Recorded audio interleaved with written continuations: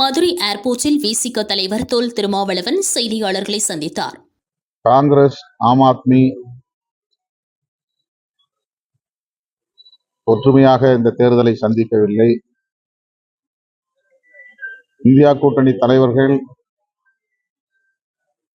இது குறித்து தீவிரமாக கலந்தாய்வு செய்ய வேண்டும். இந்தியா கூட்டணியில் இடம்பெற்றுள்ள கட்சிகள் ஈகோ பிரச்சனைகளை பின்னுக்கு தள்ளிவிட்டு நாட்டையும் மக்களையும் காப்பாற்றுவதற்கான திசை வழியில் சிந்திக்க வேண்டும். நாடாளுமன்ற தேர்தலுக்கு மட்டுமல்ல, சட்டப்பேரவை தேர்தல்களுக்கும் இந்தியா கூட்டணி ஒருங்கிணைந்து செயல்பட வேண்டிய தேவை உள்ளது. ஆகவே டெல்லி தேர்தல் முடிவுகளை ஒரு படிப்பினையாக கொண்டு காங்கிரஸ், திரிணாமுல் காங்கிரஸ், ஆம் ஆத்மி மற்றும் அந்த கூட்டணியில் இடம்பெற்றுள்ள அகிலேஷ் யாதவ் தலைமையிலான கட்சி எஸ்பி ஆகியவை இது குறித்து தீவிரமாக சிந்திக்க வேண்டும் என்று விடுதலை சிறுத்தைகள் கட்சி வேண்டுகோள் விடுக்கிறது. அரசு இதை தீவிரமாக கண்காணித்து உரிய தடுப்பு நடவடிக்கைகளை மேற்கொள்ள வேண்டும். அனைத்து மாநிலங்களிலுமே பாலியல் குற்றங்கள் பெருகி வருகின்றன என்பது புள்ளி விவரங்களில் தெரிகிறது. எப்படி தலித்துகளுக்கு எதிரான வன்கொடுமைகளும் சிறுபான்மை சமூகத்தினருக்கு எதிரான குற்றங்களும் பெருகி வருகின்றனவோ அப்படி இதுவும் பெருகி வருகிறது.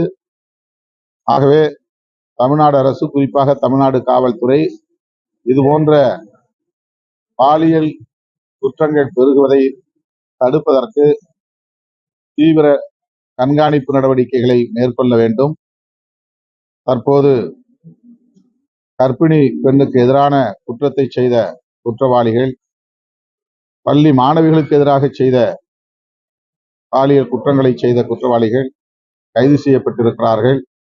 அவர்கள் மீது கடும் நடவடிக்கை எடுக்க வேண்டும். தமிழ்நாடு காவல்துறையில் இதற்கென்று தனி உளவு பிரிவு ஒன்றையும் உருவாக்க வேண்டும் என்று வேண்டுகோள் விடுக்கிறேன். சட்டம் ஒழுங்கு சார்ந்த பிரச்சனைகள் தான், நிலைப்பாடுகள் தான் சமூக பதற்றங்களுக்கு வழிவகுக்கின்றன. எல்லா பிரச்சனைகளையும் சட்டம் ஒழுங்கு அடிப்படையில் மட்டுமே வருவாய்த்துறை அதிகாரிகளும் காவல்துறை அதிகாரிகளும் அணுகுகிறார்கள். பாதிக்கப்பட்டவர் பக்கம் நின்று அவர்களுக்கான நீதி, சிறுபான்மையினர் பக்கம் நின்று அவர்களுக்கான பாதுகாப்பு, சட்டத்தின் அடிப்படையிலான அணுகுமுறை என்கிற ஒரு நிலைப்பாடு அதிகாரிகளிடத்திலே இருப்பதில்லை.